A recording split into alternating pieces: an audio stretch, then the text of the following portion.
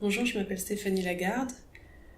Mon travail est basé sur des stratégies de communication et sur des systèmes de classification qui ont pour but d'occuper symboliquement ou de façon effective un territoire ou un espace réel ou virtuel.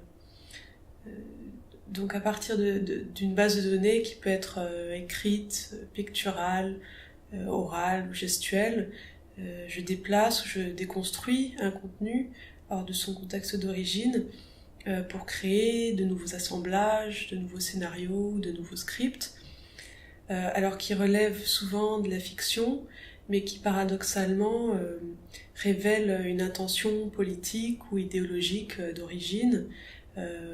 Par exemple ici, un mode de survie avec les langues sifflées. Donc le travail que je présente ici s'appelle All Future Springs, pièce en 4 actes avec un prologue et épilogue.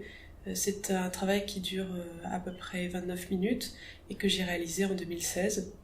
C'est une installation vidéo et sonore.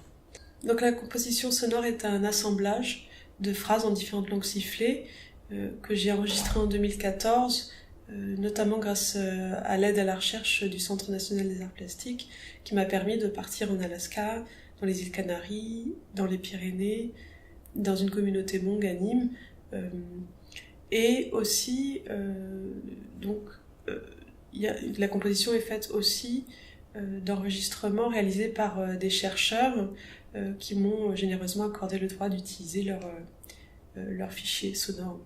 Donc les langues sifflées sont un moyen de communication et ont été utilisées en général par des communautés isolées comme moyen de survie dans des régions aux conditions climatiques et géologiques difficiles, parfois extrêmes.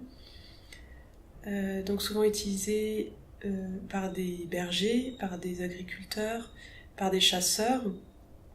Ça a pu aussi être utilisé comme jeu de séduction et parfois comme un outil politique, par exemple en Espagne sous la dictature de Franco, où il était dans les îles Canaries, il était interdit d'utiliser la langue sifflée.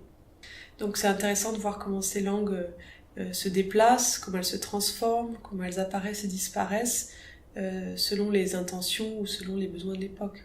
Donc j'ai opéré des découpages et des collages de ces enregistrements que j'ai mélangés pour créer un nouveau scénario qui a pris la forme d'une pièce de théâtre en 4 actes avec un prologue et un épilogue. Donc la composition sonore est partiellement sous-titrée et on se retrouve dans l'espace de l'installation au milieu d'une conversation entre 4 personnages qui sont le père, le fils, la magicienne et le chœur.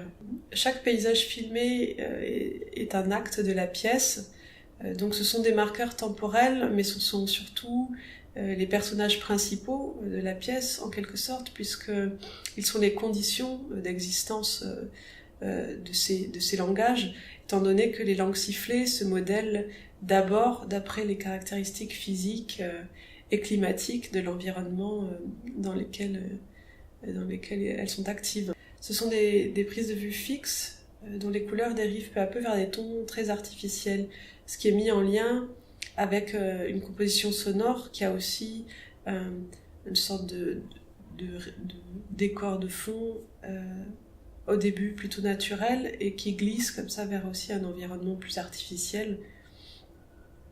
Alors l'artificialité, c'est un aspect qui m'intéresse beaucoup de façon générale dans tous mes travaux et par exemple ici dans la manière dont ces langues sont transformées, sont récupérées et sont reconstruites selon les usages et les besoins qui évoluent avec l'époque.